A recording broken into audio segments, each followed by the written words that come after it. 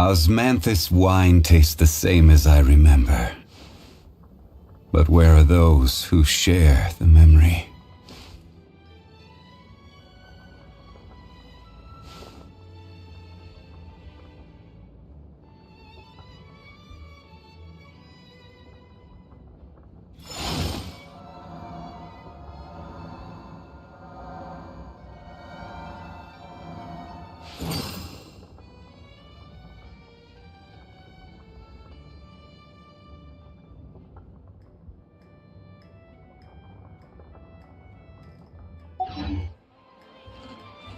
Osmanthus wine tastes the same as I remember.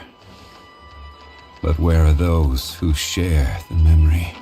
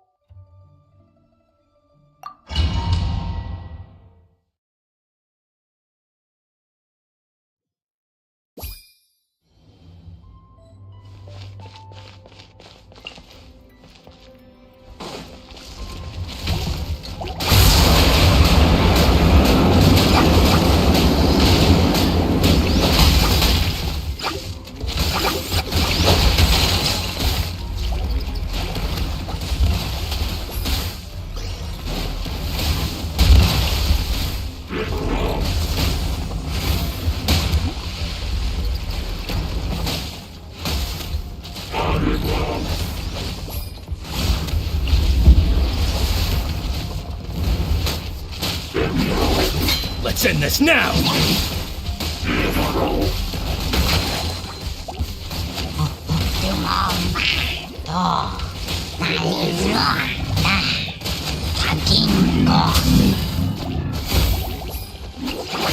Let's end this now! We'll meet again.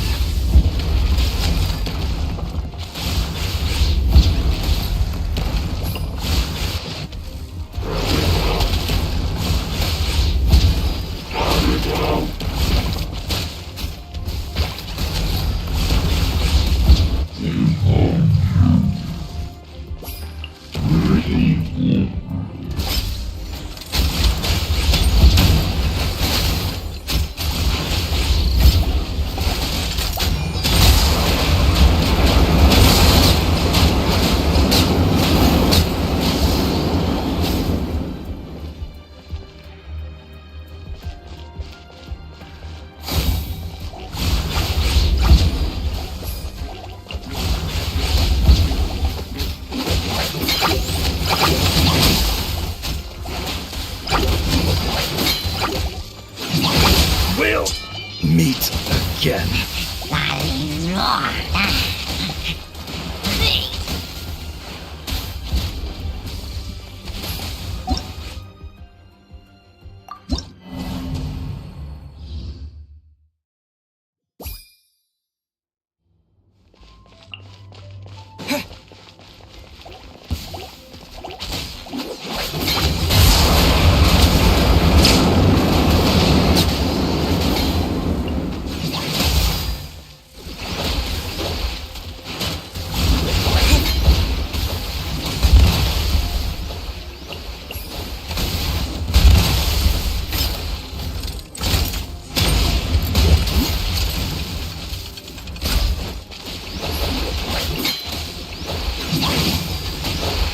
going down. Oh, the old light Let's end this now! tomorrow breath going down. We'll meet again. Old light oh.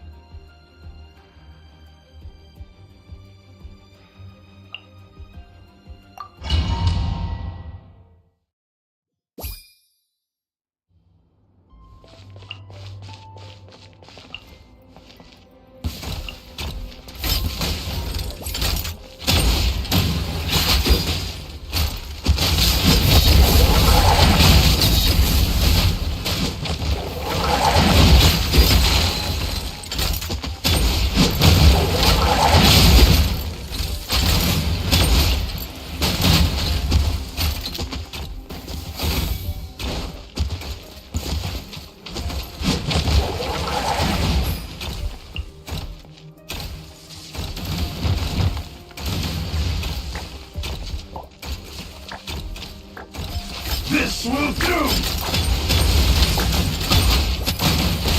You win!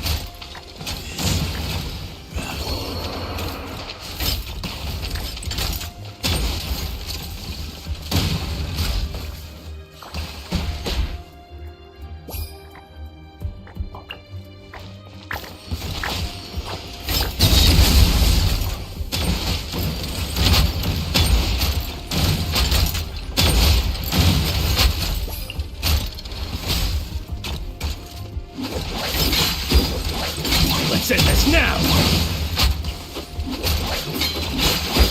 Let's end this now! Let's end this now!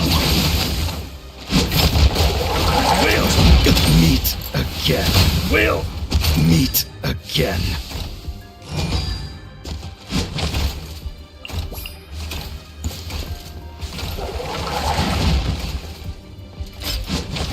This will do!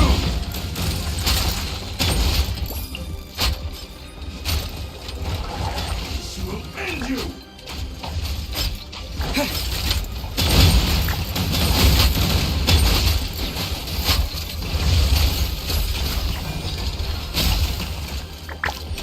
This will do!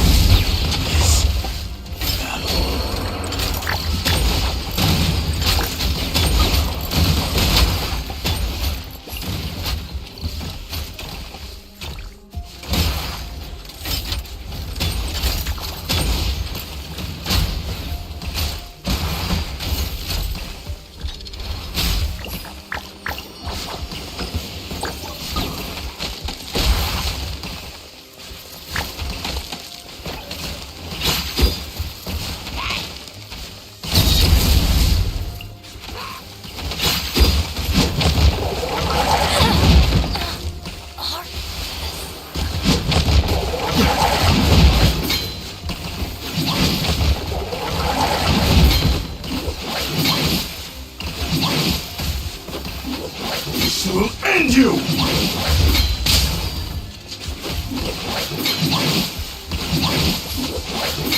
We'll meet again. This will do!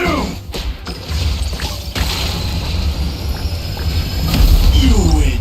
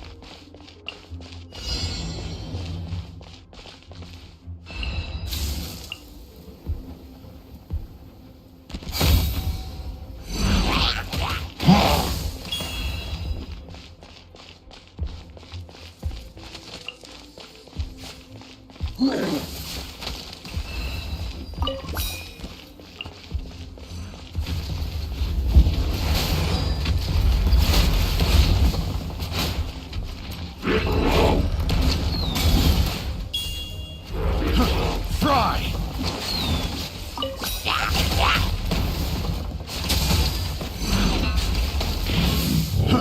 Fry!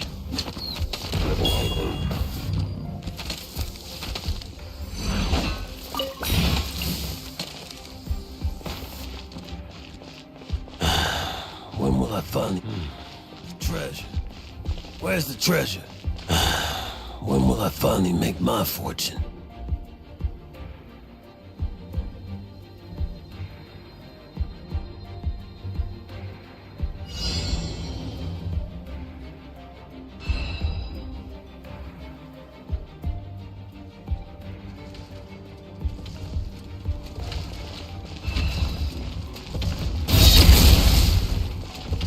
Fry! Fry!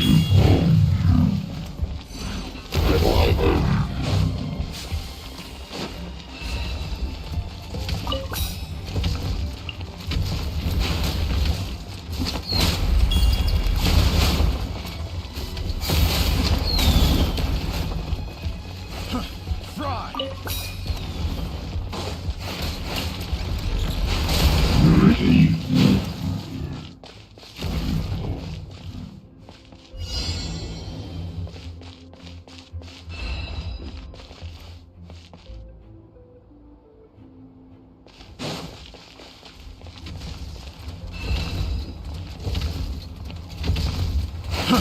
Fry!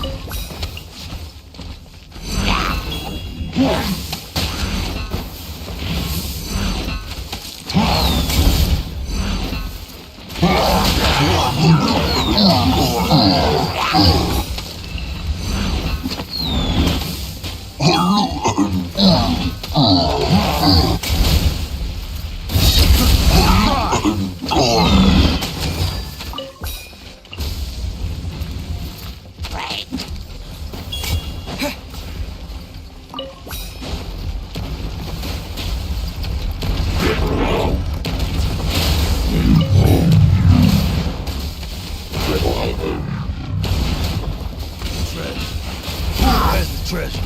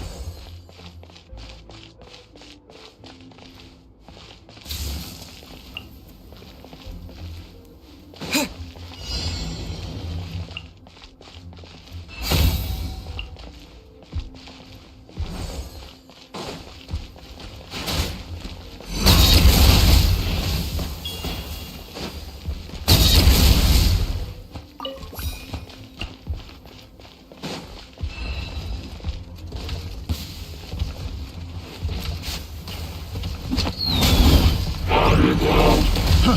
Fry! Fry!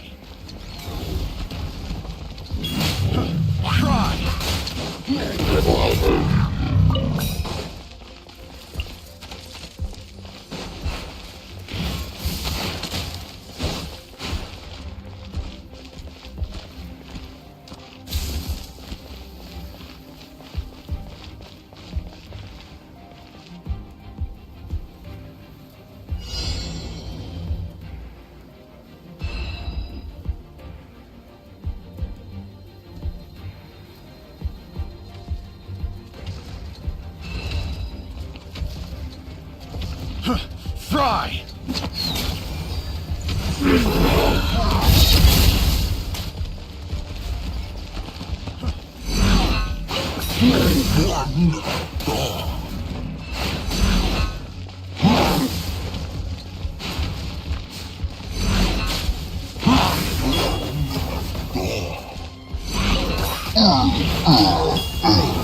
Fry!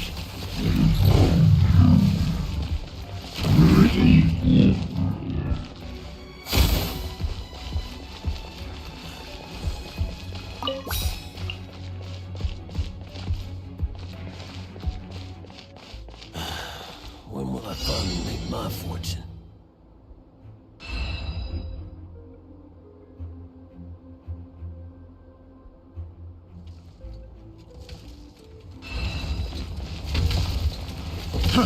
Fry! Wait. Fry!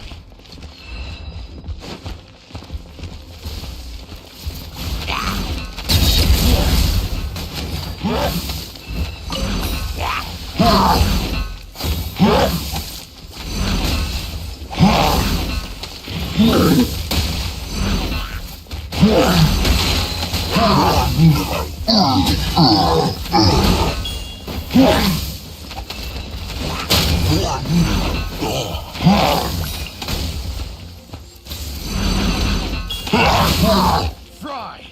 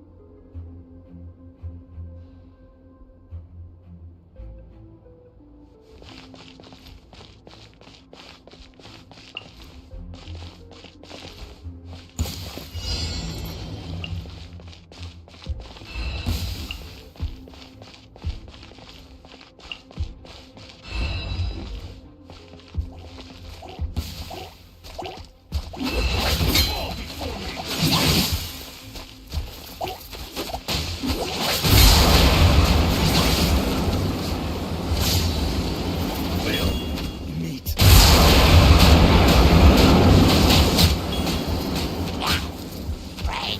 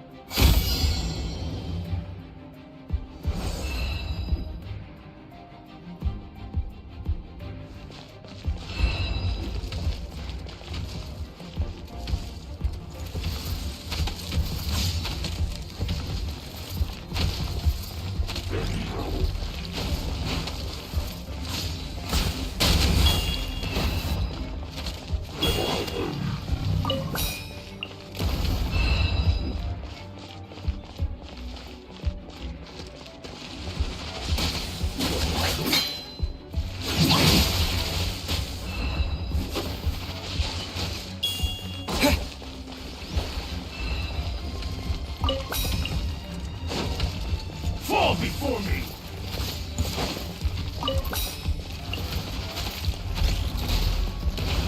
before me!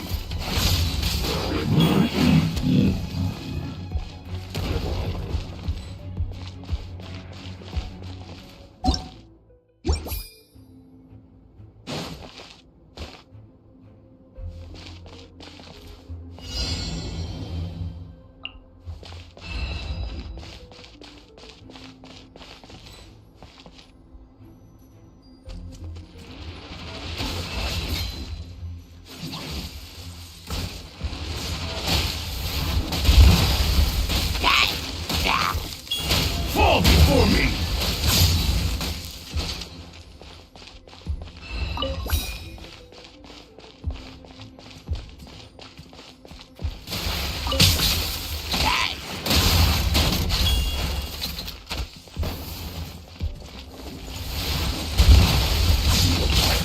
Let's end this now! We'll meet again.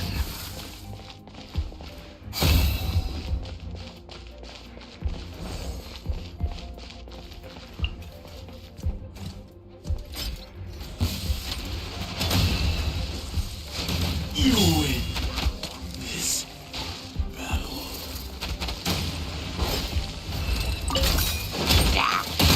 Fall before me!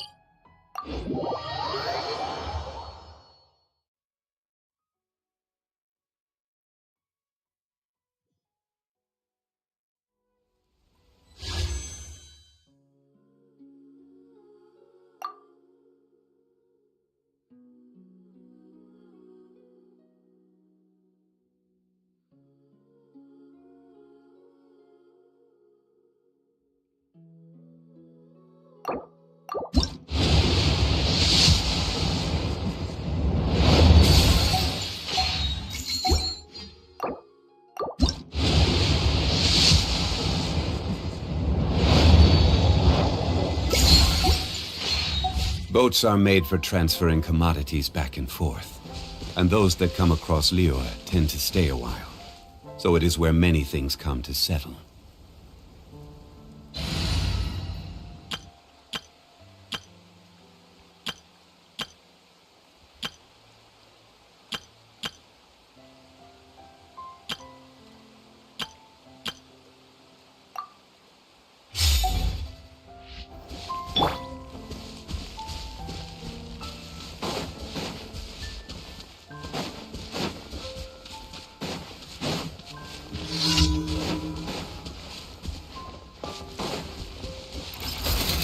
Stabilize!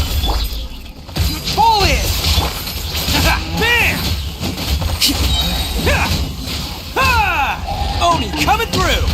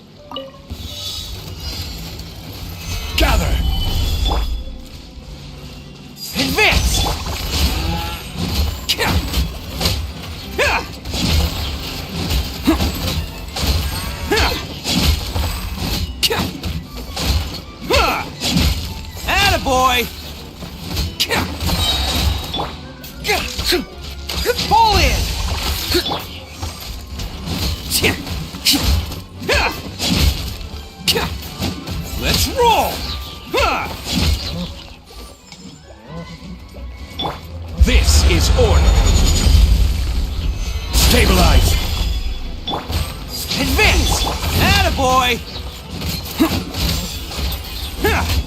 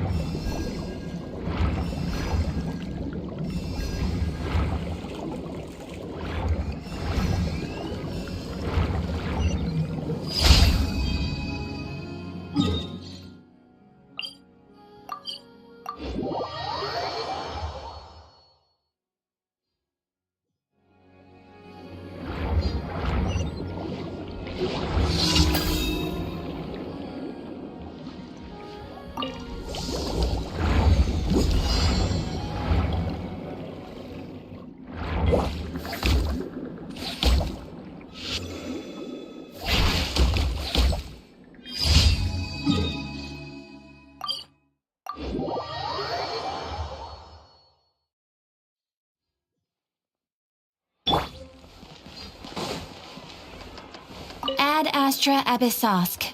Welcome to the Adventurers Guild. Thank you for completing today's commissions. Here is your reward. Ad Astra Abyssosk. Welcome to the Adventurers Guild.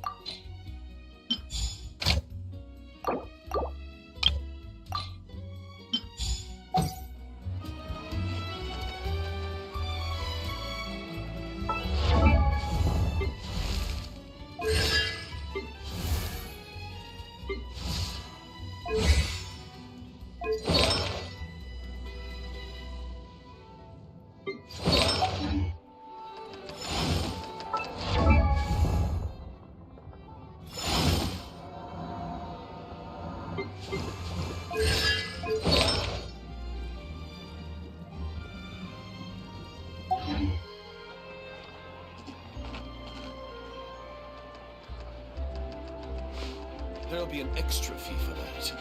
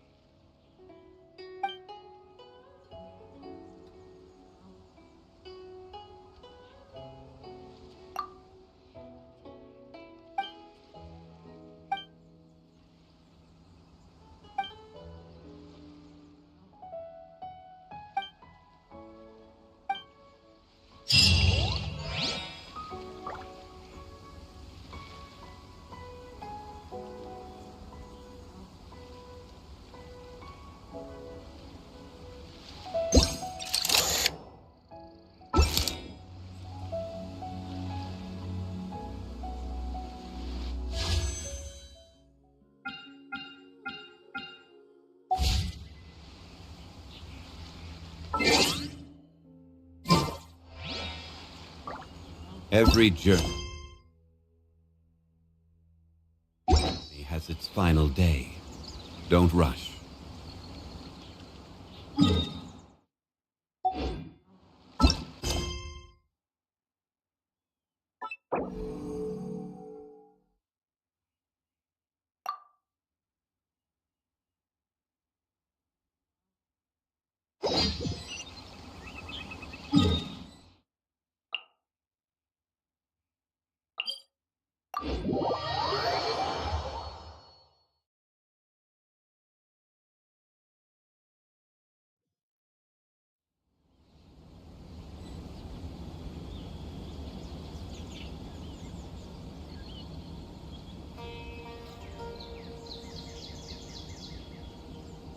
Where do you want to go next?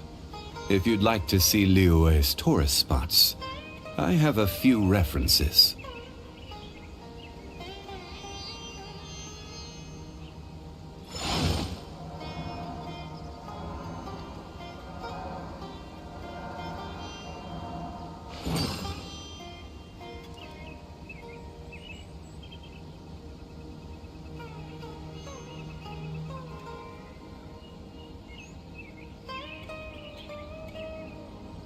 Boats are made for transferring commodities back and forth, and those that come across Liyue tend to stay a while. So it is where many things come to settle.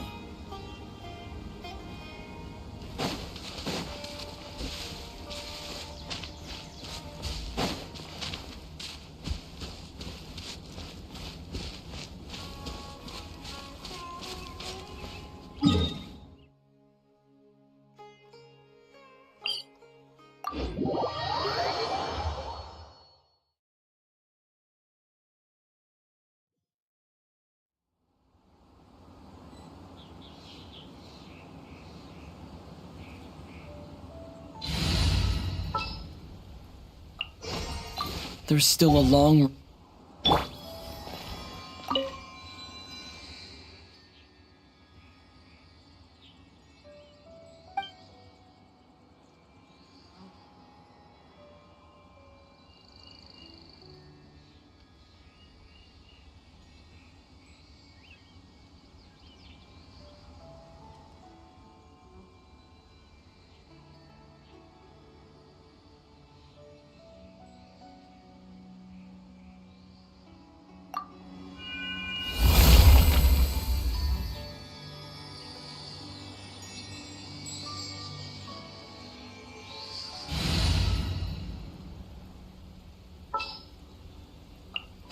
Company, fall in!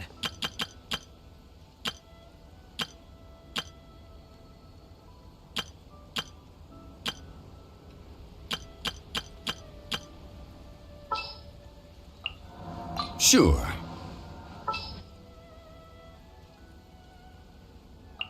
I'll keep an eye on you.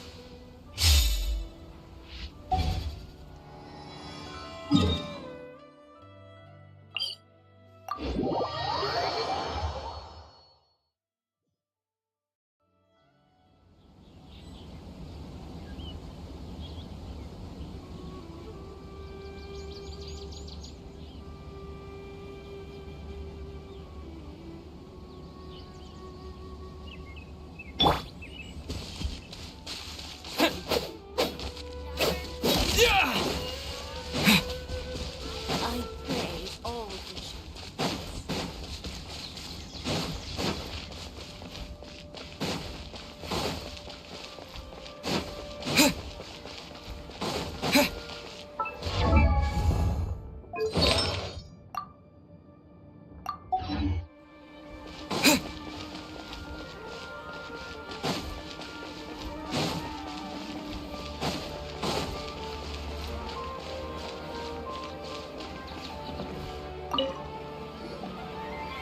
Perfect. It's you two. I have a commission here that has your names written all over it. In fact, I'd even go so far as to say you're the only ones for the job. The only ones for the job? Huh. If our help is really that important, it's probably some Archon-class commission, right? The Adventurers Guild doesn't employ that kind of classification system. In fact, this commission is also probably not nearly as intimidating as what you're expecting. All it asks us to do is to find a missing person.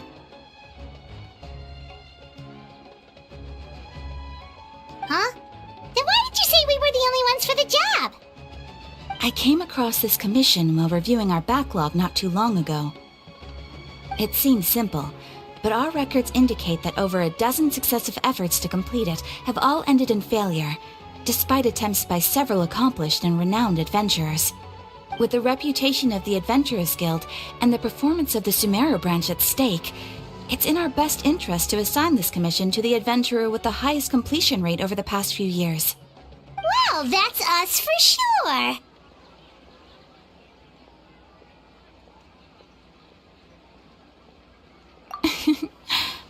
All I'm asking is for you to give it your best shot.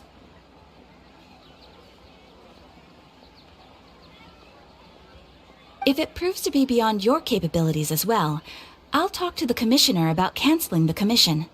Okay, so who are we looking for? And what is it about this commission that's made it so hard to complete? This commission was jointly issued by the residents of Vimara Village. They say one of their own villagers has gone missing. But the problem is, they don't know the missing person's name. They can only provide information about his general appearance. They're all from the same village, but they don't even know his name? If so many adventurers have failed to complete this commission, maybe this missing villager doesn't exist at all. Could it be some sort of a prank or something? Unlikely.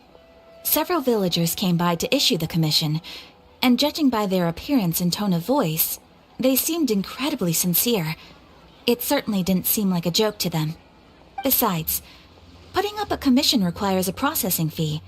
There aren't many upsides to a prank that costs Mora to carry out.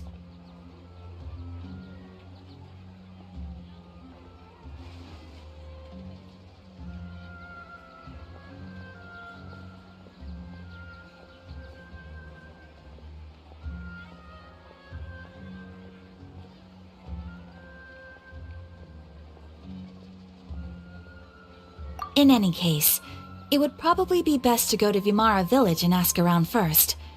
The Adventurers Guild does have some information on hand, but I would say anything you can learn directly from the villagers would be far more reliable. The best way to avoid misdirection is to go to the source. Alright then, let's go! I'm starting to get really curious about this whole thing.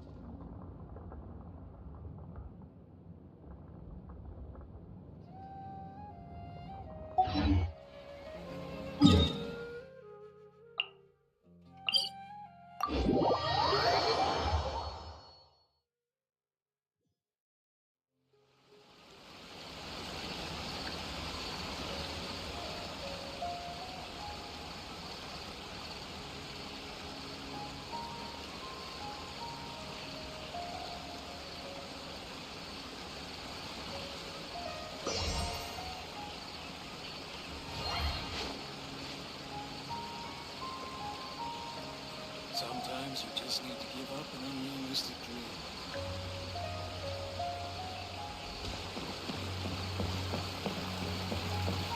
We made it to Vimara Village!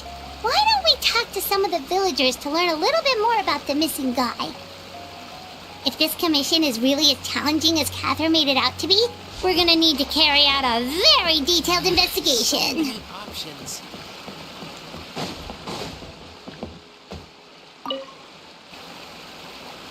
Hello there. You looking to buy something? I do business in this area. Oh, no, we're adventurers. Catherine sent us to look into a commission here in Vermara Village. Ah, so you hear about that, then. Ah, you're not the first, that's for sure. We've certainly made a lot of trouble for you all. To be honest, we aren't holding out much hope. Many adventurers have made their way out here, confident they'd be able to help us, only to leave soon after with nothing to show for their efforts. We've pretty much had it up to here in questions, and the area around the village has practically been overturned in search of clues, but no one has been able to make any headway. So, this person we're looking for, what's his name? Where did he live? Does he have any relatives? I don't know. I really have no clue. I couldn't tell you. Okay, guess you are really sick of answering questions. I'm sorry, I didn't mean to sound short with you.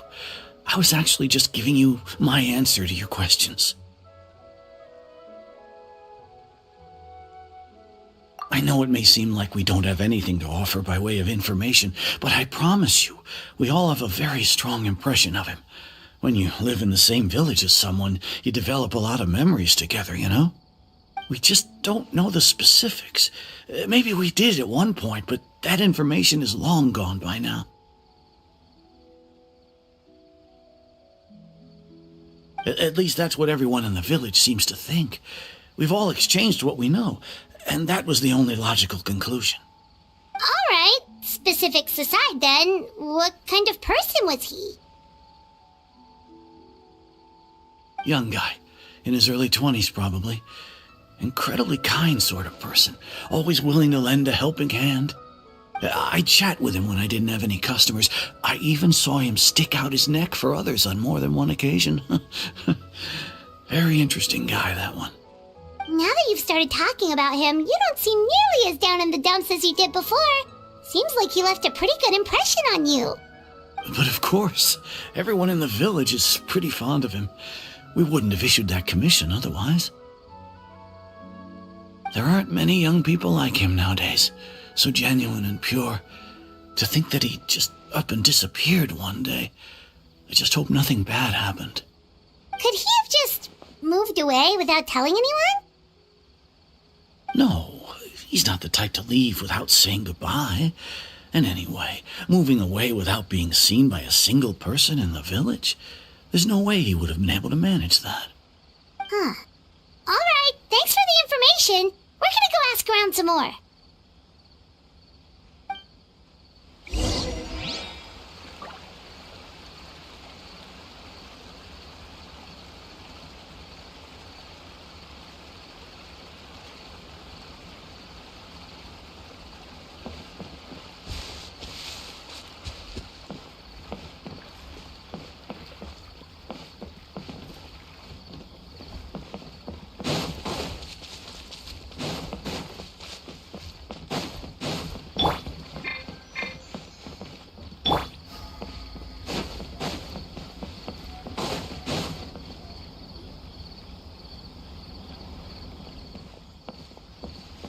It's the guests, I hear. Hi, Grandpa Amadea. We're here to help you look for the guy that's gone missing. Ah, so that's what brings you to these parts. Coming all this way for our sake. That's so very kind of you. With your help, I trust that young man's case is in good hands. Could you tell us a bit about him? Of course. I'm happy to help any way I can. With my failing eyesight, I'm afraid I can't offer much about his appearance. But I do remember hearing the sound of his voice. Not recently, of course. That loss has left me feeling quite empty. I don't think his parents are still living in the village. But somehow he never seemed lonely. In fact, he was usually the one offering companionship to others. He would often take time to visit the elderly or play with the orphans in the village. And whenever someone had something on their mind, he was there to listen with open ears. He always knew just what to say. As the village chief, I owe him many thanks. Helping villagers navigate difficult moments in their lives should have been one of my responsibilities. But he was often the one rising to the occasion. Wow. He seems like such a nice and gentle person. No wonder his disappearance affected you all so much. But, you wouldn't happen to know any details about his name, address, or family situation, right? I'm ashamed to admit it, but I just can't remember. No matter how you look at it, I should know those things. But for some reason, no matter how hard I try to remember, the information just doesn't come. Perhaps my age really has caught up with me this time. It's okay. There's no need to force yourself to try and remember. We'll figure something out.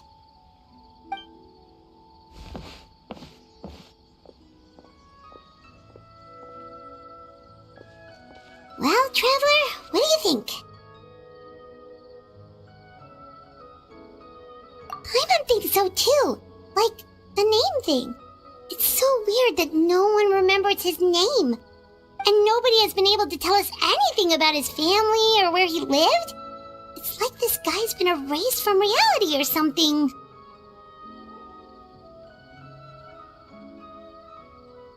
Wait, so you're saying it's not that he's been erased, necessarily, but more like he never existed to begin with? Okay, Paimon's gonna need some time to process that one. Someone who only exists in people's memories?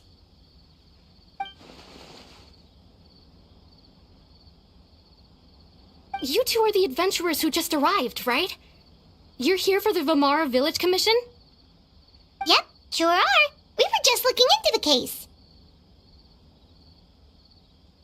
I'm so glad to hear that. Thank goodness you haven't given up. I've been so worried the Adventurers Guild might cancel our commission. My name is Atosa, by the way. I grew up here in Vamara Village. Anyway, I just wanted to say, please keep searching for a missing villager. I'm begging you. You have to find him. Yeah, no need to worry. We'll give it our best shot. So, were you close to the missing villager? Are there any leads you can give us?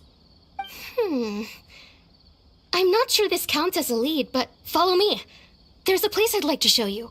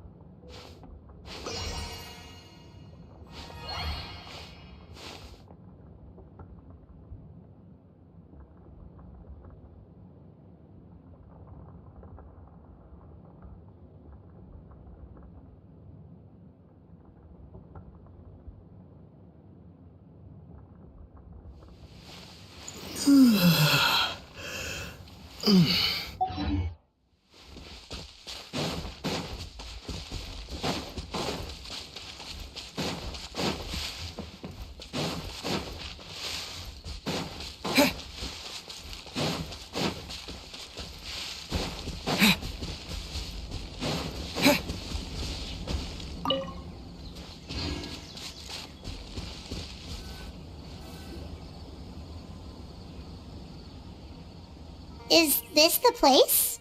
Under this tree? Yep. I know it doesn't look like much, but this place is very meaningful to me. It's so full of memories. We used to always sit together under this tree and talk. Sometimes we would look up at the clouds in the sky or stop to feel the wind against our skin. We could sit there for hours at a time, never realizing how long it had been. I was actually adopted by the people of Vamara Village. The forest rangers found me in the woods as a child. I was surrounded by such good people, and growing up in the village was so lively. Still, there were times when I couldn't help but feel incredibly alone. Alone? How should I put it? When something's bothering you, or when you have good news to share, you always want to talk about it with somebody. But for the longest time, I didn't know who I could talk to, or if I should say anything at all. Everyone has their own problems to deal with. Even if I might want to confide in others, I don't want to become a burden. Really? You know exactly how I feel? Aww. Wow, that sounds really nice. You're quite lucky. When it comes to our missing villager, well, I guess you could say that to me. He felt like both a family member I could rely on and a friend who could really understand me. No matter what came my way, I knew I could always talk to him. He was so thoughtful and pure, and patient, too. Whenever I talked to him, he would always seem so interested, as if the things I was describing were just as important to him as they were to me. Ever since he disappeared, there's been so much I wanted to tell him. No, none of those things matters now. I just really want to see him again. Wow. You two must have been really close. Did he ever tell you anything about himself? He mostly just talked about interesting things he saw around the village. He'd share a lot of his own wild ideas as well. Oh, right! I did ask him about his parents once. But all he said was, they're not here anymore. I didn't know whether that meant they had left the village or passed away, and I didn't want to pry. Still not much to go off of. Look at me. Talking your ear off and still nothing to show for it. I'm sorry I wasn't more help. The last time I talked this much in one go was when we were still together. Come to think of it, every time we talked, it always seemed to be around dusk, just like right now. Time always passed by really slowly. Even when it felt like we'd been talking for hours, the sun would still be at the same position in the sky. Well, time always seems to pass slower when you're relaxed, right? What's wrong, Traveler?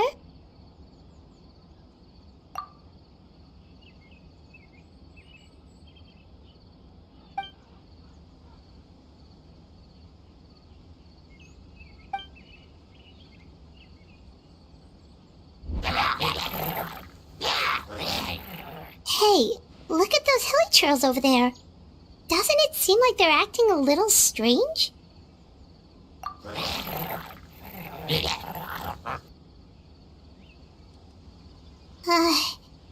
The Abyss Order. Could they be the ones behind all of this?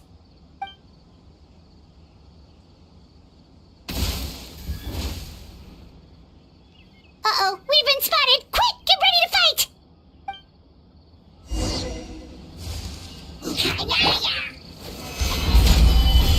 Let's dance! Hey? Yeah.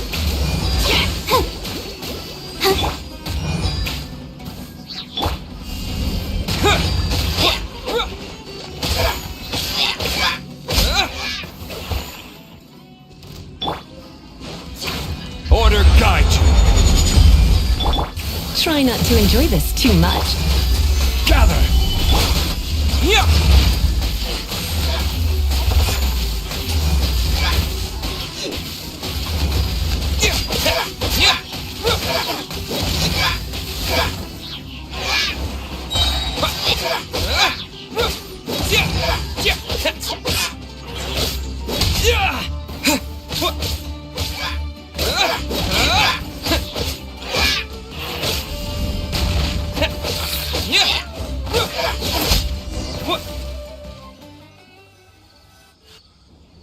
Thank you so much. I wasn't expecting monsters to show up. If you hadn't been here, I'm not sure what I would have done. It was no trouble. Now that I think about it, the hilly trolls around Vimara village have been a lot more active lately. They seem agitated and would often attack anything in sight. Chief Amadea doesn't allow the children to play in the area around the village anymore. Maybe the Abyss Order really is involved. Well, we should head back and check out the situation in Vimara village just in case. If the Abyss Order is plotting something that could spell trouble for the villagers.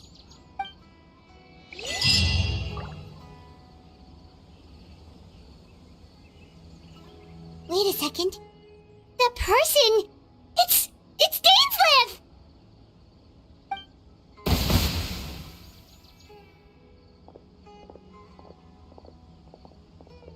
Ah, it's you two. Oh, a friend of yours? Well, I'll leave you all to it then.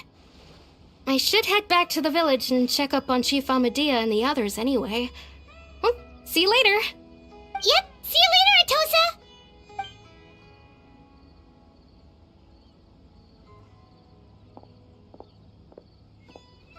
Why do you always have to pop up out of nowhere like that? Is it your life's mission to jump scare us or something? It's hardly personal, or intentional for that matter. As long as you and I are both in pursuit of the Abyss Order, we're bound to cross paths. Ah, so you're here to investigate the Abyss Order then. That would explain the monsters you were fighting just now. Naturally. Hold on. Are you not here for the same purpose?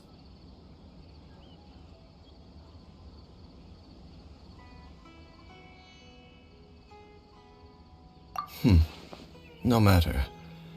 It may have taken you a while to catch on, but I'm sure you've also realized by now that there's something strange about this place. The Abyss Order is most certainly planning something in this area. Or worse, their plan could already be in motion. So you think the Abyss Order is behind the hilly trail activity in the area?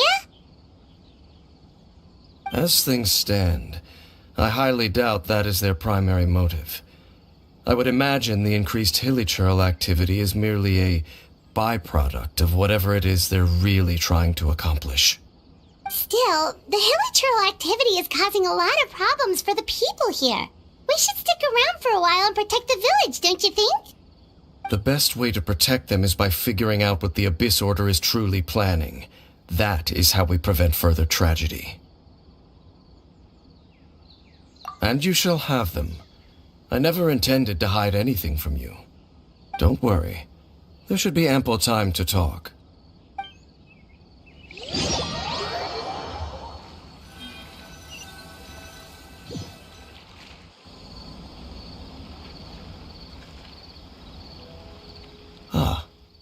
So that was the commission that brought you here to Vimara Village. Someone who seems to only exist in people's memories. That is indeed quite intriguing. I would agree that it's unlikely you have a simple missing persons case on your hands. However, any possible connection to the Abyss Order is still unclear. It appears all we have by way of clues is increased hilichurl activity, and that is certainly not much to go off of.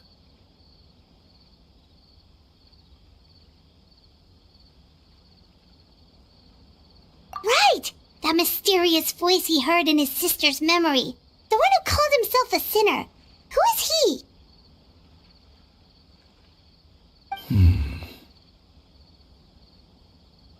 Traveler, let me ask you this. Do you believe your sibling to have betrayed you? I sense hesitation in your words. After all, you still haven't figured out the whole truth of what happened. There's still hope for the two of you to reconcile. Irreparable damage has not yet been done. The sinner you wish to know about, his situation is different. He and his fellow sinners have long betrayed me, and long betrayed their nation. His name is Vedrfolnir, the Visionary. I'm loath to admit it, but he is also my kin, my older brother. Your brother? There were 5 of them, the 5 sinners of Khaenri'ah. The wise Roptatyr, the visionary Vedrfolnir, Gold Rhindaughter, the foul Sertologi, and Rehir of Solnari, Rerir. No matter how eroded my memory may become, I will never forget their names. One day, I shall have my vengeance. Wait, some of those names sound really familiar. Rhindaughter is the one who created Albedo. Sertologi is Skirk's master. And the one we just learned about, Dane's brother, Vedrfolnir. If he was the voice of the sinner, then the one who inspired Clothar to create the Abyss Order was him.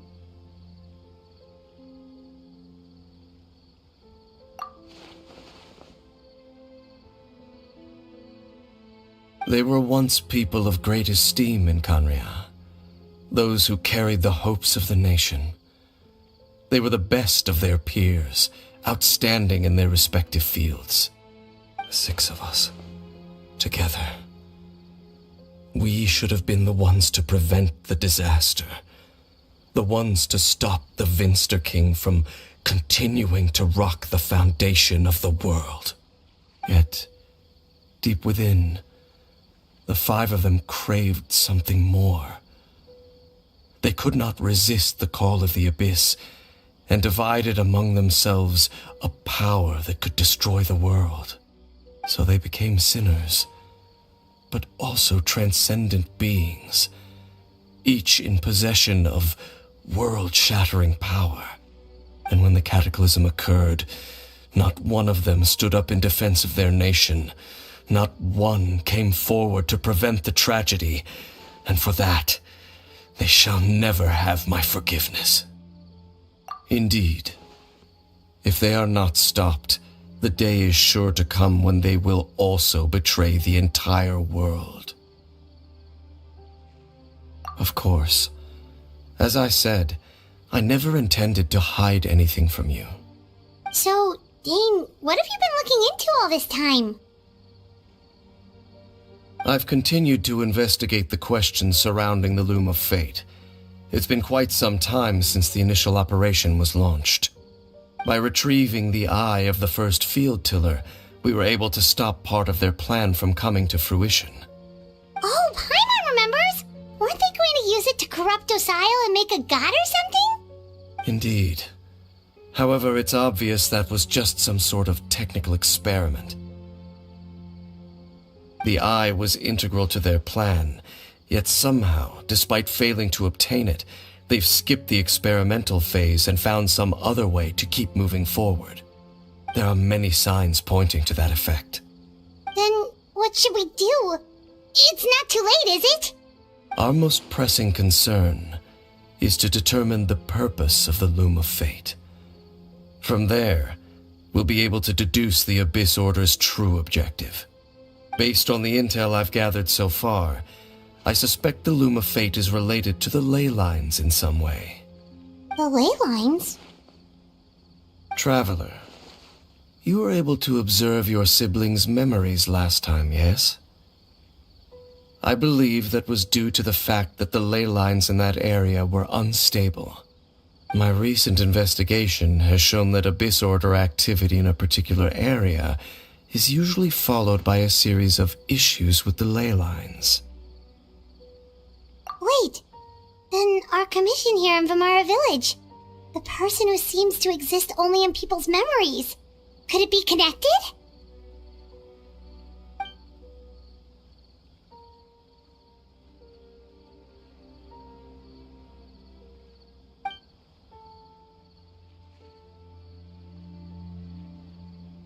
It's certainly possible. I'll join your investigation tomorrow. This missing persons case could very well turn out to be the key to unraveling these mysteries. Well, if we're teaming up with Dane again, we're gonna need all the energy we can get. Let's try investigating somewhere a little further away tomorrow.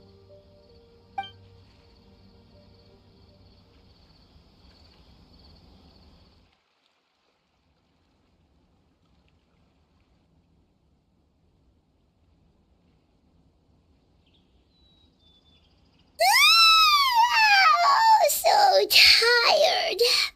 Paimon used way too much brain juice yesterday. It's all Dane's fault saying all that complicated stuff.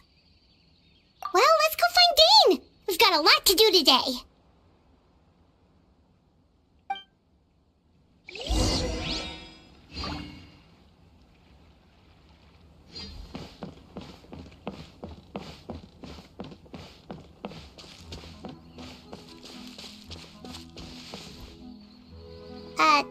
Dane?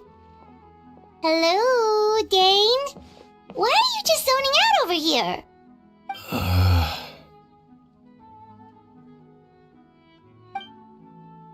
Did something happen?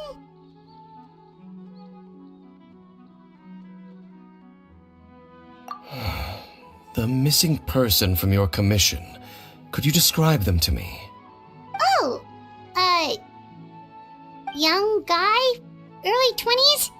Seriously, Dane, what's going on? There appear to be certain memories in my mind that weren't there before. Memories of him. Maybe we just talked too much about him yesterday and you had a weird dream or something? No, it wasn't a dream. They're memories. Memories that suddenly appeared in my mind after I woke up. And I'm certain I've never met this person before.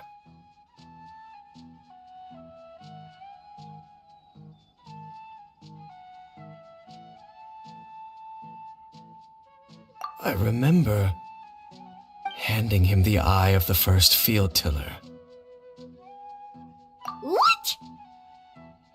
Okay, so this missing person definitely has something to do with the Abyss Order then! Indeed. And it appears he possesses the ability to implant memories into the minds of others. Wait then. All the memories the villagers have of him, could they be fake too? Maybe they never knew him at all. But why would he do something like that? Whatever the Abyss Order is planning, an important truth has been revealed to us this morning. What sort of truth? That their goal is still to obtain the eye of the first field tiller. They haven't stopped searching for it. I am the only person who knows its location. Perhaps implanting that particular memory was an attempt to interfere with my mind in some way.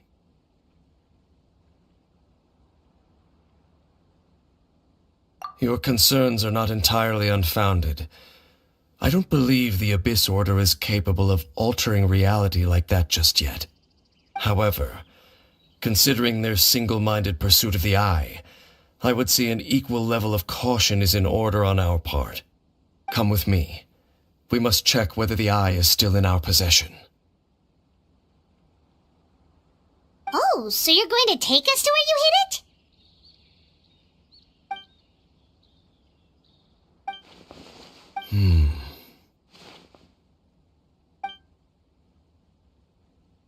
Of course.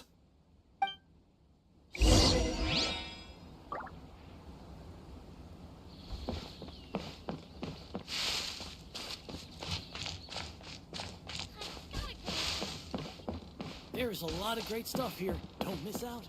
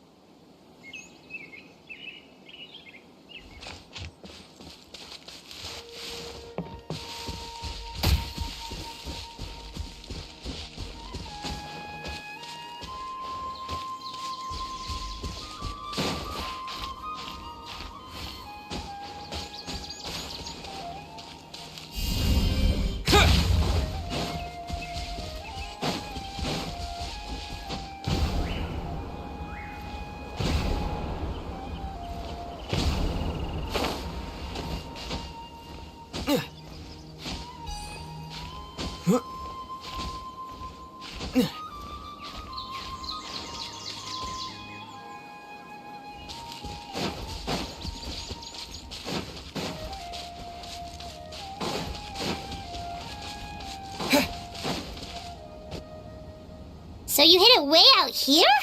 Not an easy place to discover, that's for sure. Well, let's go check to see if it's safe. Traveler, wait.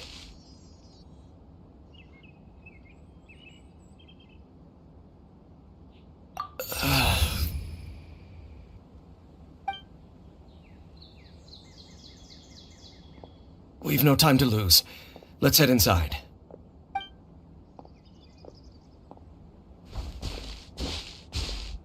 Hey, wait up!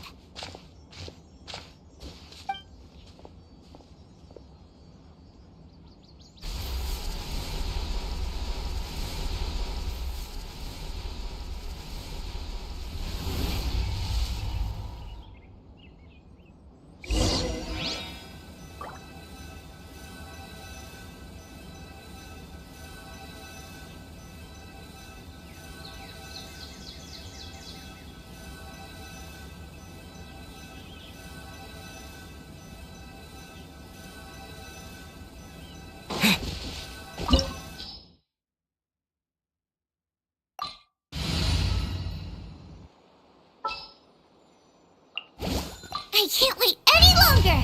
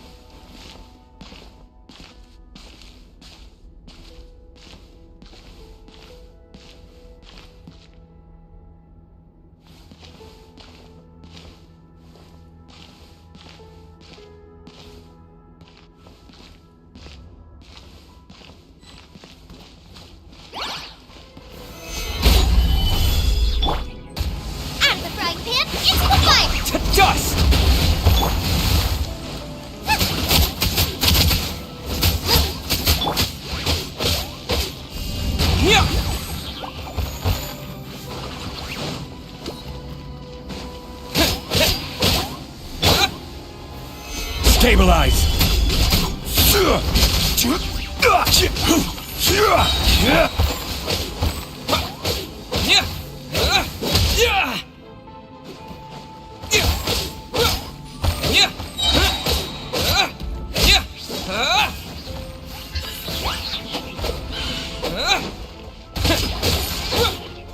Quake!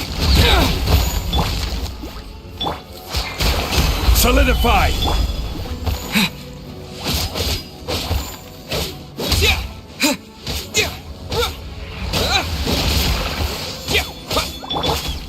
Get them! This is order!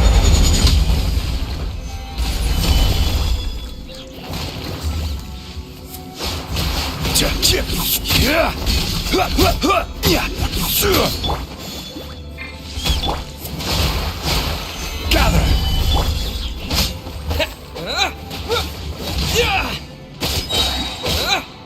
It appears the mechanisms here have changed over time. You can access the upper floor through the side door. Perhaps you should try reactivating the mechanism over there.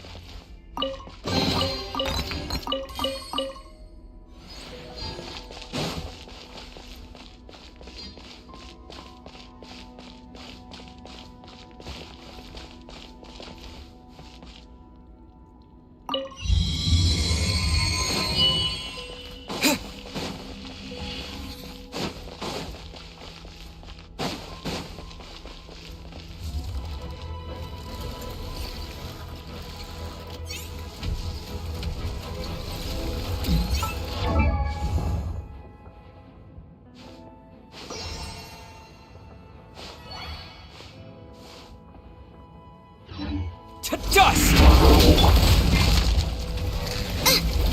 Eat this! Stabilize! Terra Smash!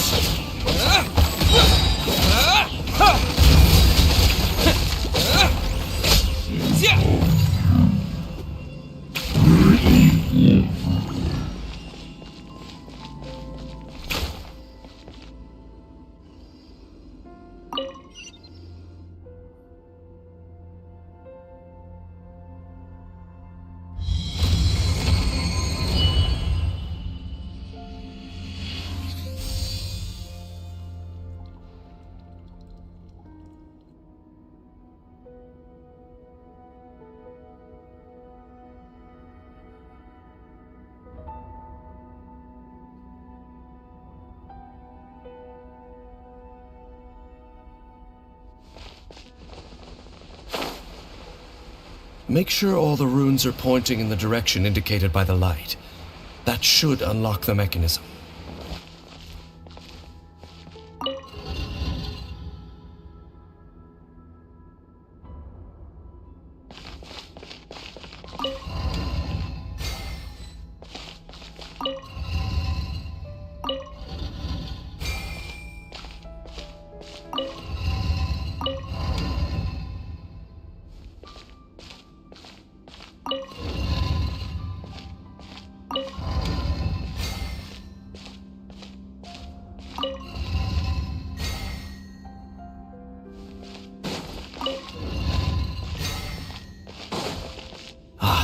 The door's open.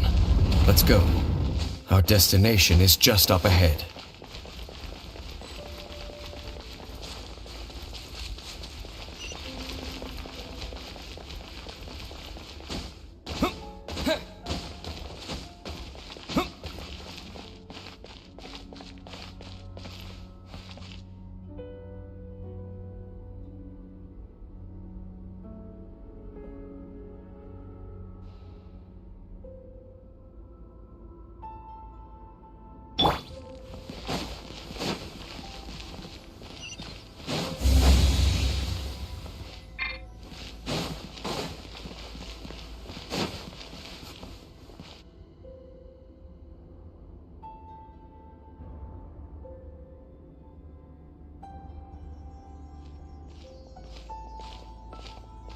Looks like we can't go any further.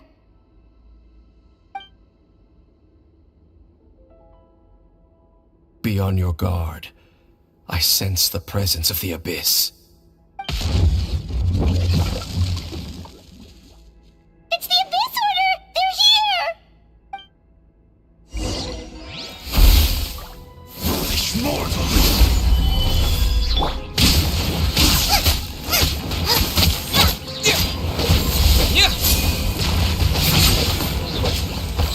I will have order. Solidify to dust. Ready, steady, go!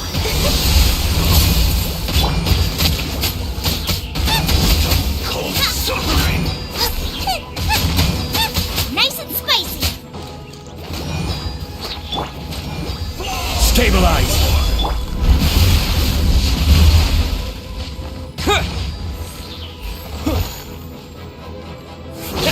And devour!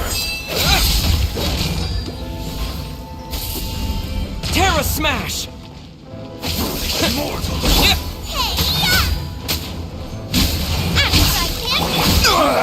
Nothing to fear. Feel no more!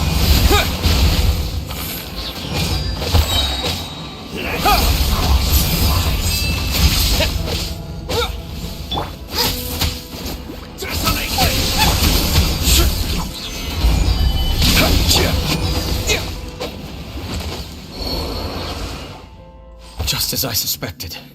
The false memories were a trap. The Abyss Order just wanted to follow us here.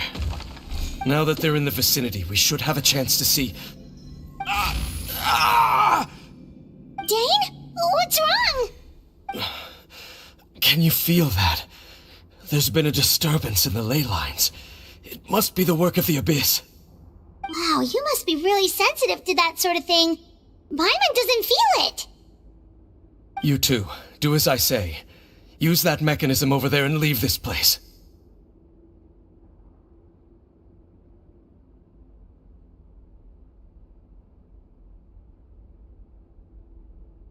The Abyss Order is putting something in motion. If you return to Vimara Village, I suspect you might finally have the opportunity to locate the missing villager. Just think of it as a way to divide and conquer.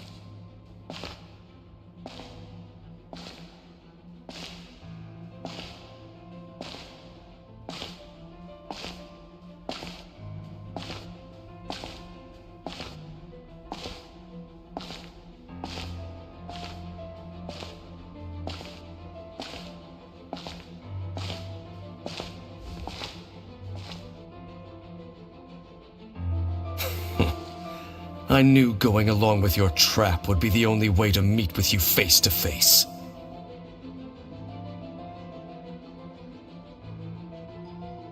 You risked your safety and that of the Eye?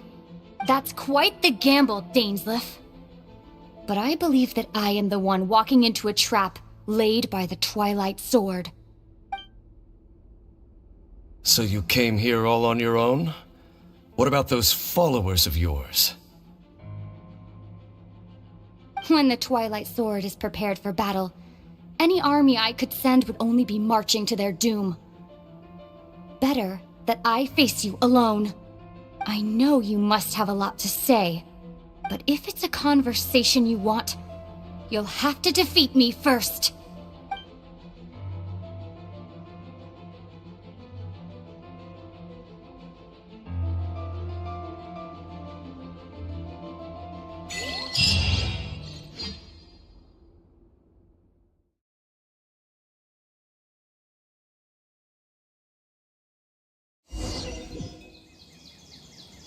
The Abyss Order's on the move.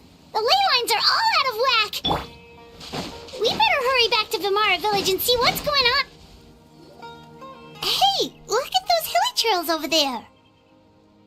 Weren't they acting super agitated just a little while ago? Why are they so calm all of a sudden?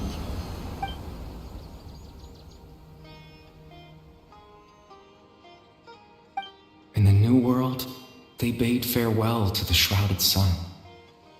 At last, they no longer needed to dwell on their suffering, or try to differentiate between various thoughts of blasphemy. Such was the price they paid, and thus their souls became cleansed and pure. Did you hear that? What was that sound just now? It sounded so gentle. Could that voice be comforting the hilly trails in some way? Oh, this is weird. Let's check if this is happening anywhere else.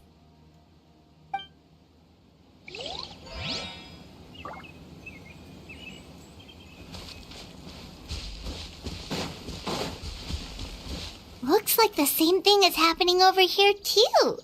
The hilly trails are calm. You see, we're both still here. We've reclaimed an endless amount of time to love. Release your tears. You no longer need to hold back your sorrow.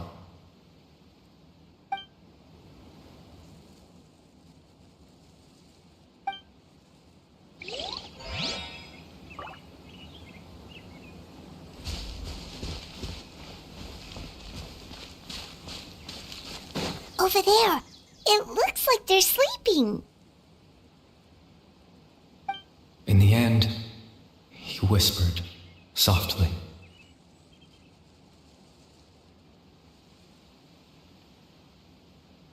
Sleep well, Father.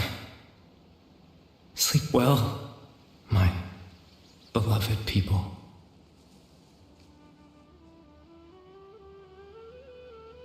When you awake, that which differentiates us shall be no more. It almost sounds like a poem or some kind of story. Well, now that the hilly trails have calmed down, Vimara Village should be safe at least. Let's put this situation to the side for now. Dane said this might be our chance to find the missing villager, so we should head back to Vimara Village before it's too late.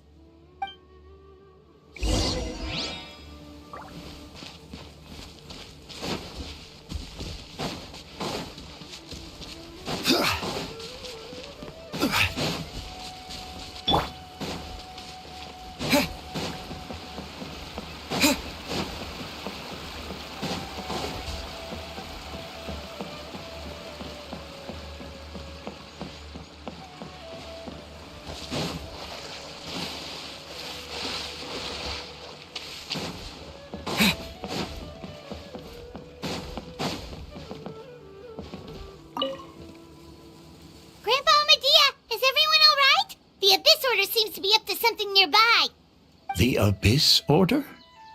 This is the first I'm hearing of it. Thank you for your concern, but as far as I'm aware, it's been business as usual here in the village. Well, that's good to hear. Oh, also, you didn't happen to come across any clues about the missing villager while we were gone, did you? Someone's gone missing, you say? Who would that be? Huh? You know, the young guy from Vimara Village. The one you've been looking for all this time. You posted a commission with the Sumeru Adventurers Guild.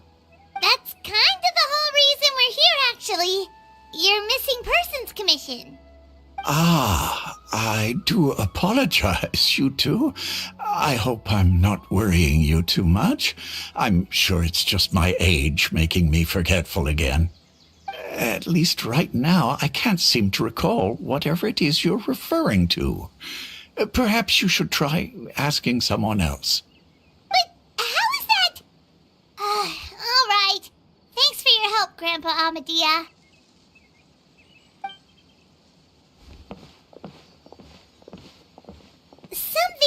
definitely not right. We just talked to Grandpa Amadia about the missing villager. There's no way he could have forgotten all about him just like that. What do you think, Traveler? Could everyone's memories of the missing villager have been erased again?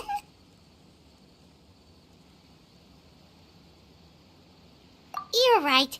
We should narrow down the possibilities first. Let's go ask someone else then.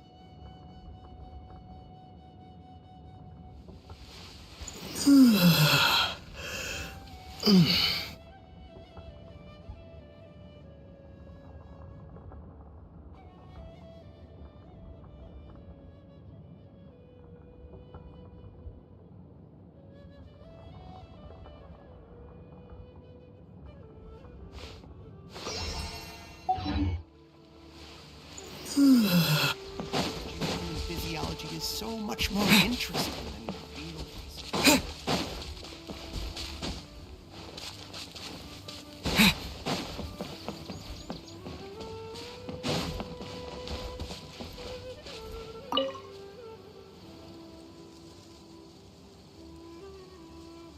Someone's gone missing? Who? Just as expected. That guy you said a bunch of nice things about earlier? The one you always used to chat with. He's around 20 years old, and you said he was a kind, warm-hearted person? Oh, I know who you're talking about. Really? You remember? There aren't many young people who've earned that kind of praise from me. If you're certain that's what I said, then there's only one person who fits the bill.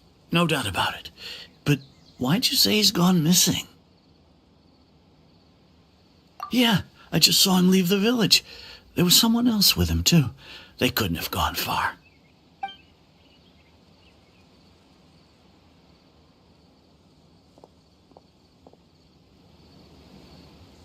Strange. Bayram seems to remember him. And apparently he just saw him? Do you think maybe it's not that there's something wrong with people's memories, but that we've somehow returned to a time before he went missing?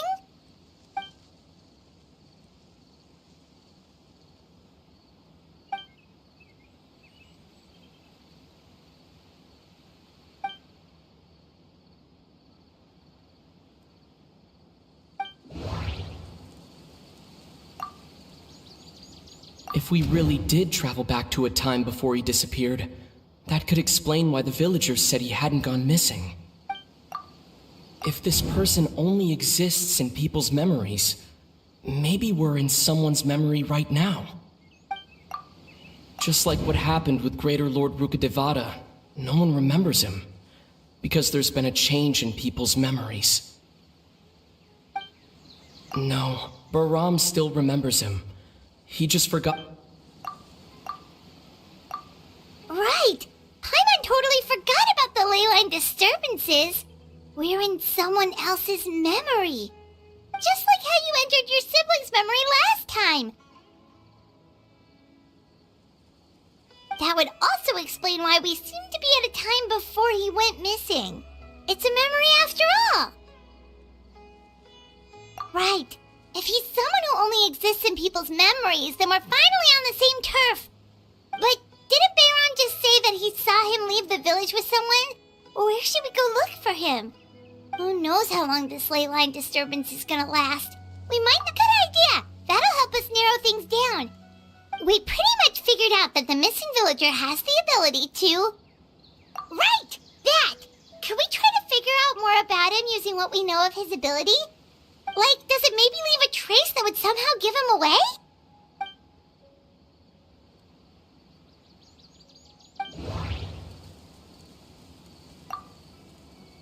If time was allowed to pass within the false memories, there's a higher chance they might conflict with someone's original recollection. That would make it much harder to avoid suspicion.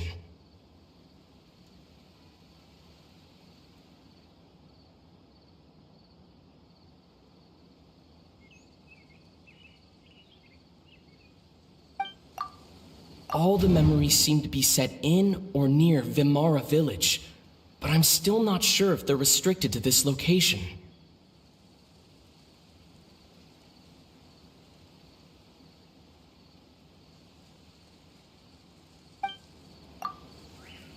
There's a difference between memories that arise from lived experiences and those that are implanted into the No. No wonder! All this time and the sky hasn't changed a bit! That must mean time isn't passing! That's the tell of the fake memories! The implanted memories are basically taking place outside of the regular 24 hours of the day. If the memories included the regular passage of time, it would be easy for people to tell that something was off. Like there could be overlap or something.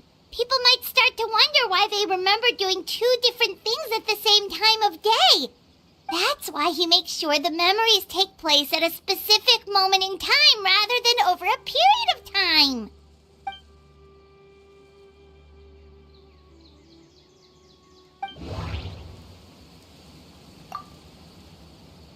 The color of the sky coincides with the moment in time.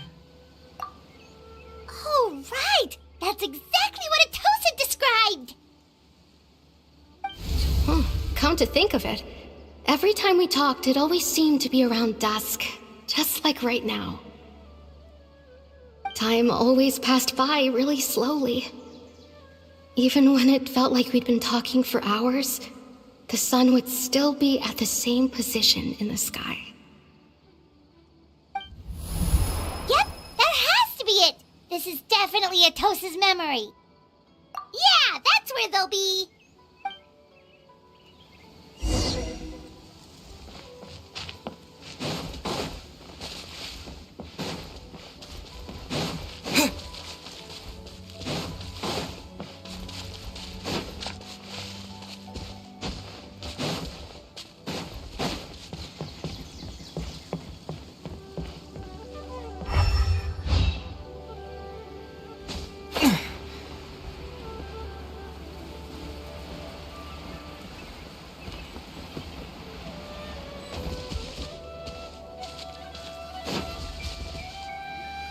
So, you see, Granny Jahiet was a mercenary when she was younger.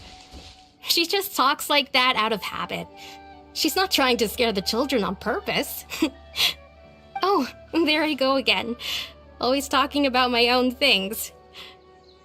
Do you maybe have anything you want to share? It's okay if you don't. You could also just talk about what you think of me? Oh, I think you're an incredibly strong and thoughtful young woman. You'll meet many amazing people and live a very happy life. You won't miss someone like me. Huh? Are those your friends over there?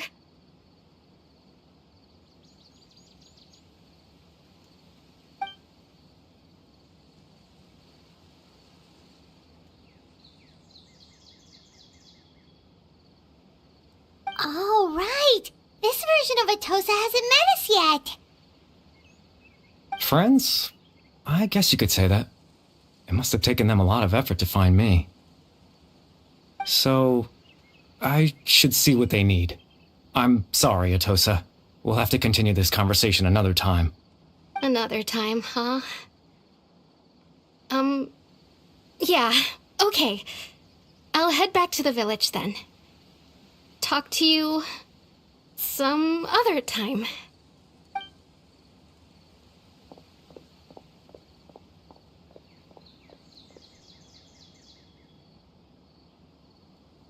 It's nice to see you, Traveler. I believe this is the first time we've met.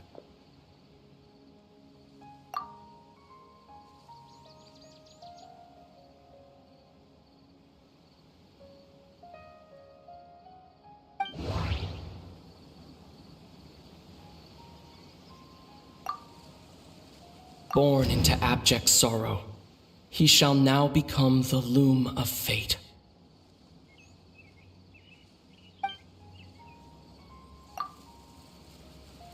The founder of the Abyss Order, the man who broke the curse of immortality.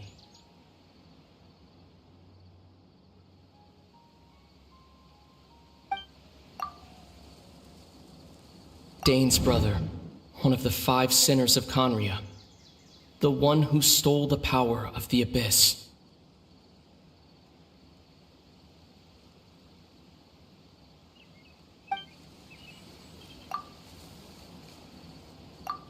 You're Kari Bear Alberich. Oh, you know me? That's quite the surprise. I don't believe I've met you before. Oh, I see. It was the memory, wasn't it? Your sibling's memory. You saw the me from back then. This is Atosa's memory. I came here to say goodbye to her. But I suppose I'll just leave her a message instead. Come, let's find somewhere else to talk.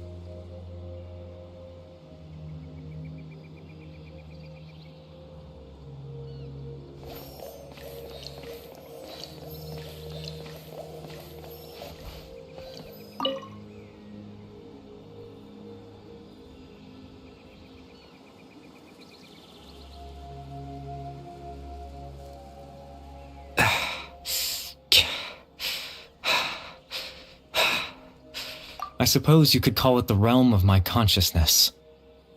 I'm someone who no longer exists in the real world, after all, as you well know.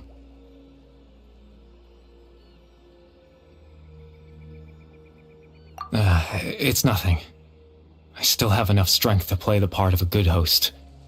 I've always hoped that I'd get the chance to talk to you like this, and now, the time has finally arrived.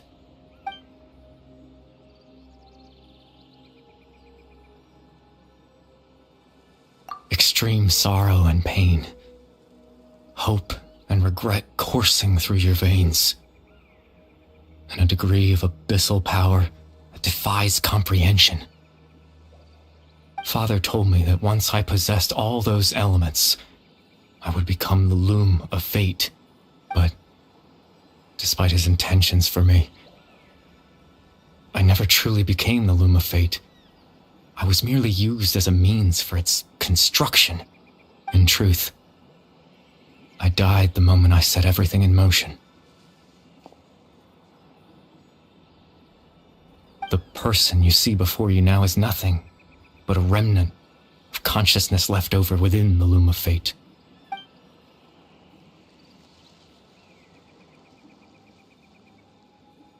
As for your question, the Loom of Fate is a device capable of weaving ley lines. In its primitive form, it can only be used to create and implant memories. But, as more of it is completed, its power becomes stronger and stronger, until finally, it has the power to weave real ley lines of its own. Once fully completed, the moment it gains the power to weave ley lines, it loses the lower level ability to influence memories. But it also becomes a tool that can change the entire world.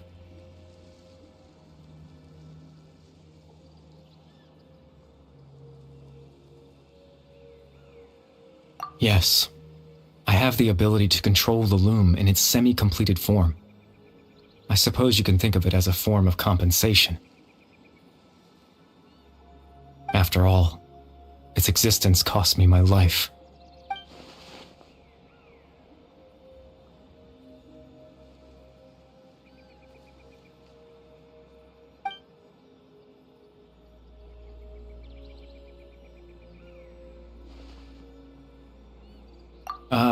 That. I was wrong to implant those memories. I'm sorry I caused so much trouble.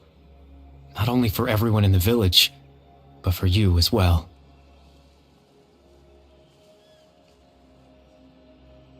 I just wanted them to feel like I once existed in this world. As if I had a chance at life.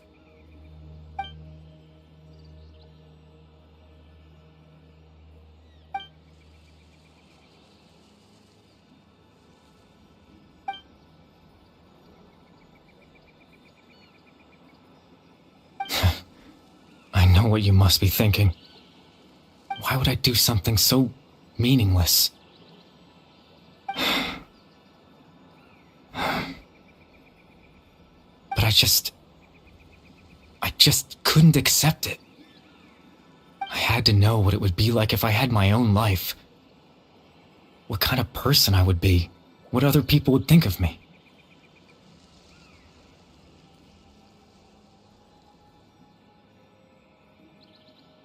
Chief Ahmadiyya, Baram, Granny Jahiyat, Atosa. What would it be like if I could live alongside them? No cataclysm, no curse. Just a quiet life in a peaceful village. I was curious, so I selfishly tried to have my own life. Even if that meant piecing together the version of myself that could have been. One memory at a time. I know it sounds stupid. After all, my life ended a long time ago. Any chance at living was stripped away from me when I was 8 years old. My consciousness left to mature in an illusory world of nothingness. Even the form you see before you was Nothing but an invention based on my father's appearance. An imagined version of what I would look like if I had the chance to grow up.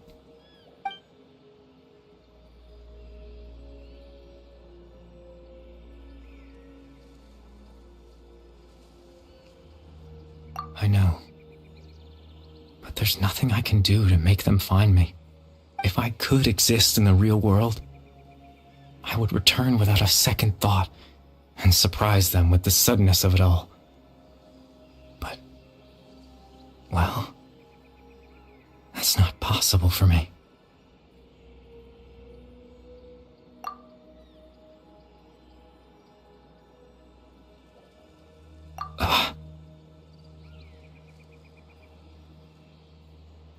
I know.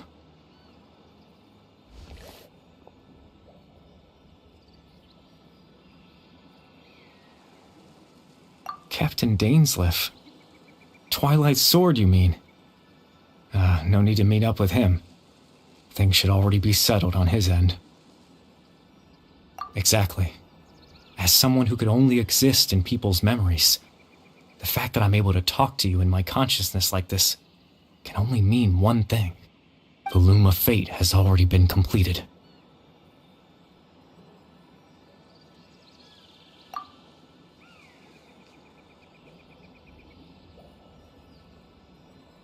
No need to worry about Captain Dainsleif. He's absolutely fine. The only reason he lost the eye was because I happened to guess exactly what he was planning. Captain Dainsleif has had the eye inside his body this whole time, hasn't he? His plan was to lure the Abyss Order to a false location, capitalizing on their pursuit of the eye in order to have the chance to confront the princess. He would then hand the eye to you and tell you to take it away from that location. That way, Captain Dainsleif could accomplish his own goal and ensure the safety of the eye all at once. A very thorough plan. That's right, because in his mind, he had given it to you already.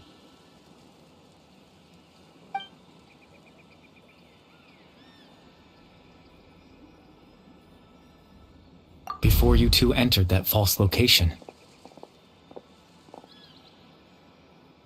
Traveler, wait.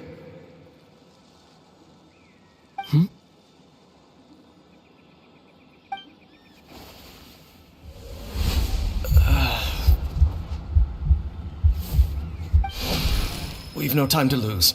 Let's head inside.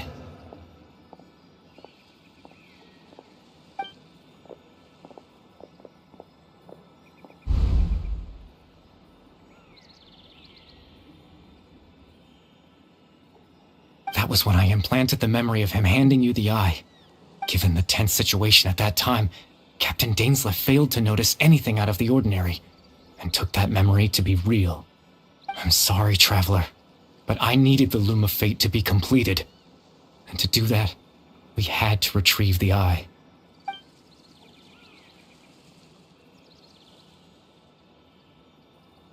I promise I'm not trying to conceal anything from you, but I truly have no idea what the princess is planning. Tevat's ley line system is deeply entrenched in the planet. Creating new ley lines can neither replace nor extend the ones that already exist. In the face of everything they could be planning, I fear I'm too insignificant to even get a glimpse of the bigger picture. In any case, I had my own use for the Loom of Fate, and my goal, at least, has been achieved. You remember my father, don't you? Clotar Alberic. I believe you saw him in your sibling's memory.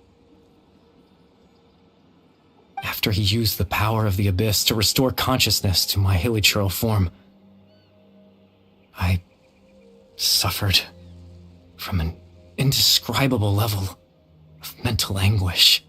To comfort me, my father told me a story, that this was a fairy tale world where I had to take on the form of a little monster.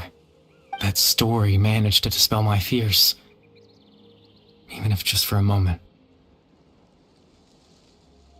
My goal was simple: to use the Loom of Fate in its near-completed form, when its ability to create memories was at its strongest, to implant a specific memory into the minds of the hilichurls. In that memory, I would tell them a story. Just like my father did for me.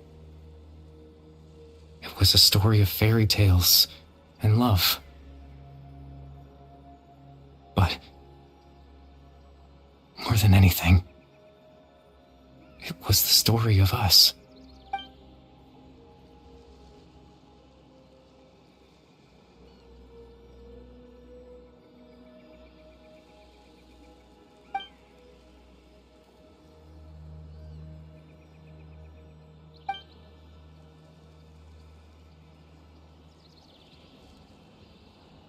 I can't change the world. Not when I lost the very right to exist within it.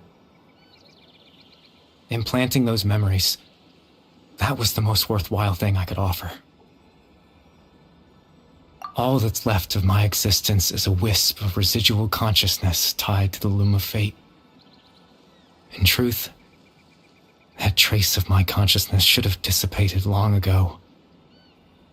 My goal was the one thing that allowed me to hold on all this time. But now, the bedtime story is finished. And it's finally time to rest.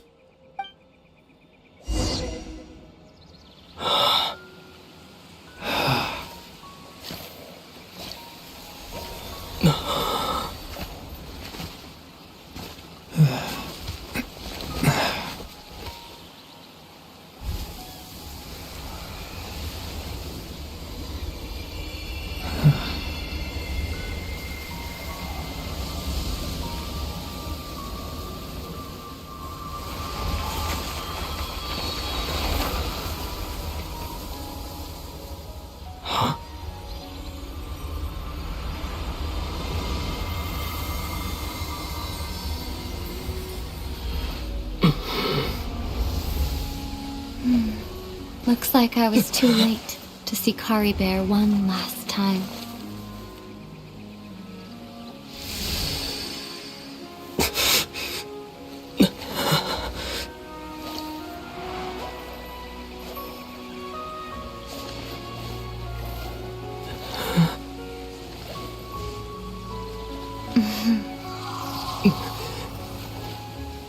Kari Bear's consciousness is gone, and this space will soon disappear along with it.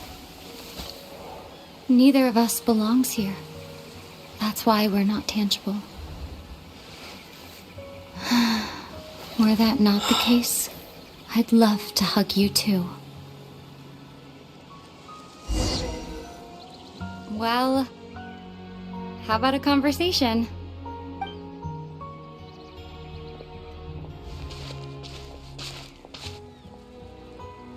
The chance to just stop and talk like this is certainly not easy to come by.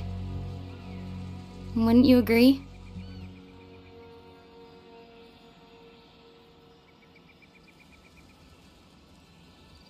That battle earlier was tough. The one against Dane, I mean. I didn't expect that after everything, he would still hesitate to raise his sword against me. Were it not for that, perhaps I'd still be no match for the Twilight Sword.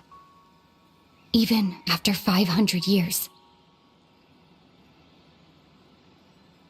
The Loom of Fate, huh? I still haven't found a way to utilize it to its full potential. But there's still time before the heavenly principles awaken.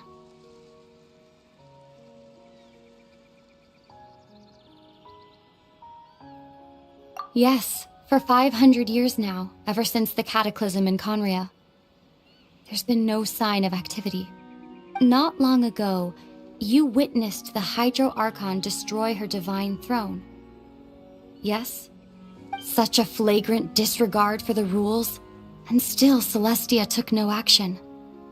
I suppose that's proof enough of the Heavenly Principles situation.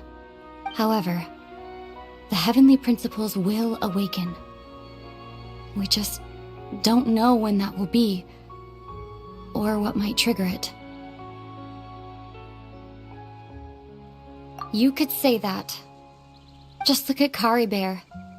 He was so pure and single-minded. The space we now find ourselves is a perfect representation of who he was. Quiet and peaceful. Even as a hilly churl, seeing the terrible sight within the mirror wasn't enough to taint his spirit. He brought comfort to the people of this world, even though he was denied the very right to be a part of it. So ask yourself this. Who was it that deprived him of that right to exist? Of course, that's only one example. My feelings about the heavenly principles are too complicated to explain in just a few words.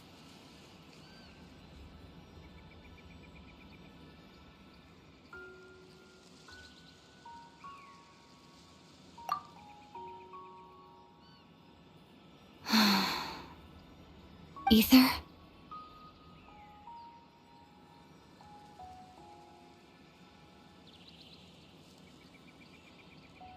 You're the only one in this world who calls me that.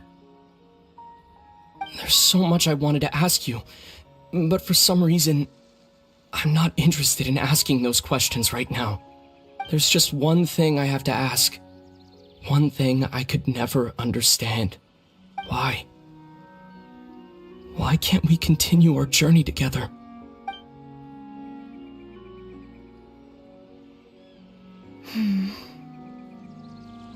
At the end of my journey, I arrived at a place known as the Sea of Flowers at the end. Do you remember? A long time ago, when we traveled between worlds together, you told me you wanted to find a place in the universe where that one flower was in full bloom. To have a place like that suddenly appear before me. Well, would you think of that as a coincidence? You mean... I miss you too, Aether. But as this war continues to rage, and as I continue to seek that final answer, I don't even know how to face myself sometimes, let alone my own brother. What's going on? This space has lost its tether. I doubt it'll be able to exist much longer. In fact, aside from our inability to physically interact with each other, there's something else you should know about this space. With Kari Bear gone, we won't be able to remember anything that happened here. Everything in space will be wiped from existence, including all memory of our reunion. You're only telling me this now?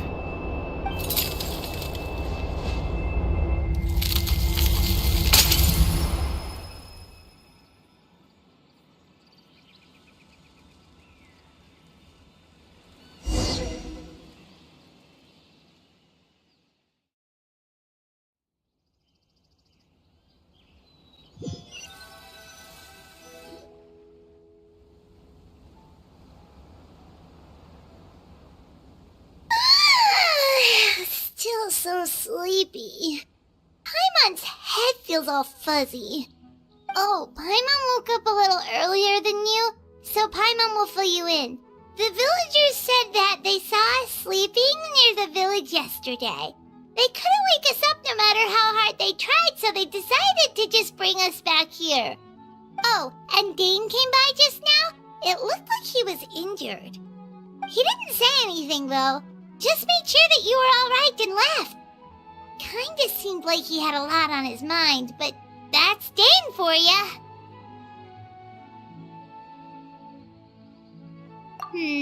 Let's think for a second. We were in that memory, and we saw that guy you called Kari Bear. He was the missing villager that we've been trying to find, right? And after that, Paimon doesn't remember what happened. Wait, really? What a score!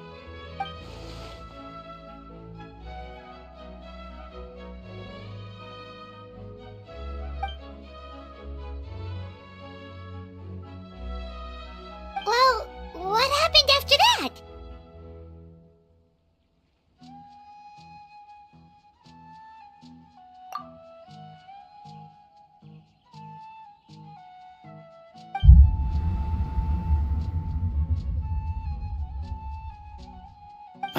there you are. Sleep well?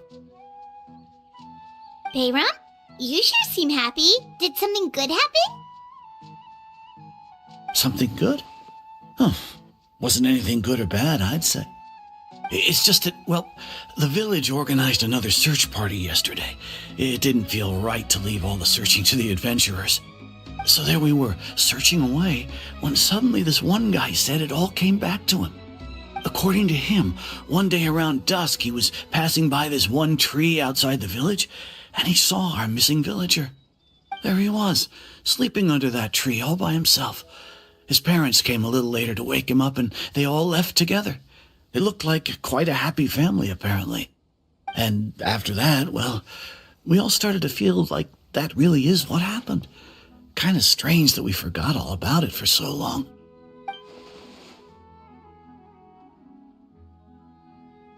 Oh, and we also remembered his name, Curry Bear. Now, that's not a name you hear every day. Would have been helpful if we remembered it sooner. Well, I hope he's happy wherever he is, and we're all relieved now that we know what happened.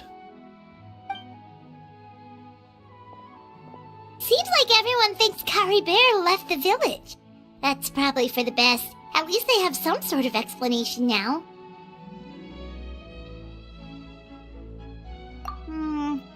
Paimon wonders how Atosa's doing. Maybe we should go check on her. If she hasn't remembered like everyone else, we can tell her what happened. Paimon didn't see her in the village just now, so she's probably at the tree. Come on, let's go talk to her.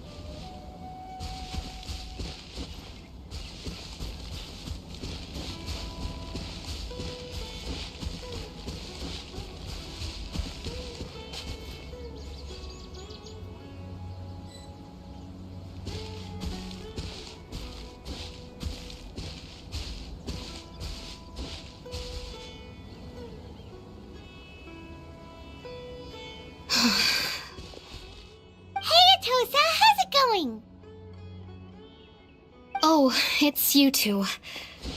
I was just about to go looking for you. I wanted to thank you. I was part of the search party, so I remember what happened to Curry Bear now. Honestly, I just can't believe I forgot something so important. It's funny, but I have this feeling he told me the same thing. I just can't seem to remember when.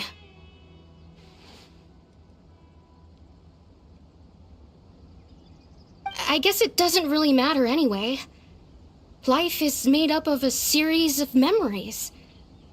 As long as I hold on to our time together, he'll always be a part of my life. I'm just happy I got to meet him. So, who cares what happens in the future, right?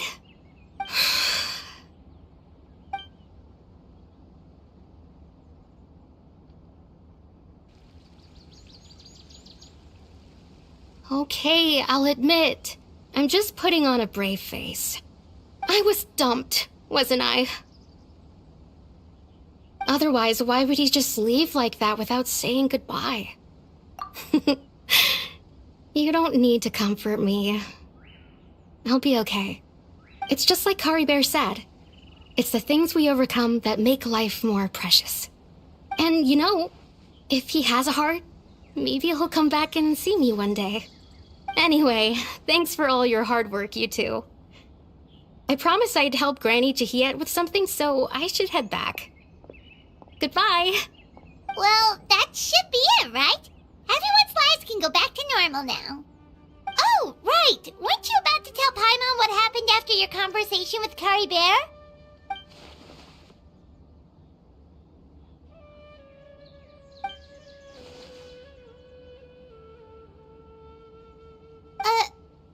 picture? Where'd that come from? Let Paimon see.